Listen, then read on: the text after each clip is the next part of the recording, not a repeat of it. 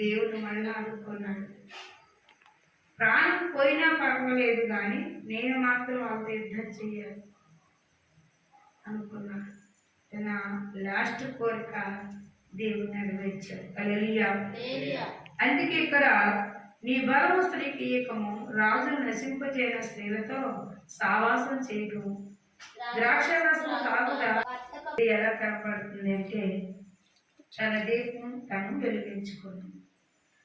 వెలిగించుకుంది అంటే మరి బలముగా నడుకట్టు కట్టింది. ఎలా కట్టింది అంటే దేవుని యందు శక్తిగా నిలబడింది. నా దేవుడే చేస్తాడు, చేయదగిన వాడని శక్తి కలిగి నిలబడింది. ఆ శక్తిని కనుక్కున్న ఆ విశ్వాసం ఏం చేసిందంటే దేవుడికి బలాన్ని ఇచ్చింది, శక్తినిచ్చింది, అంధకారం నుండి విడిపించింది, మరి ఒక చీకట్లో నుంచి వెలుగులోకి నడిపించింది. ఎప్పుడైతే ప్రార్థన బలం ఉందో అప్పుడే సేవ శక్తులు వెళ్ళిపోతాయి. హల్లెలూయా, హల్లెలూయా.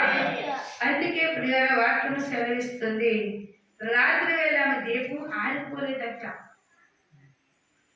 దేవుని యొక్క వాగ్దానం సెలవిస్తుంది, దేవుని పని చేసేవారు ఎవరైనా సరే దేవుడు పూజిస్తాడు, దేవుడు పోషిస్తాడు, అనుభవంలోకి నడిపిస్తాడు, చీకట్లు ఏమన్నా తప్పిస్తాడు. హల్లెలూయా. అందుకే ఇక్కడ వాక్యం సెలవిస్తుంది.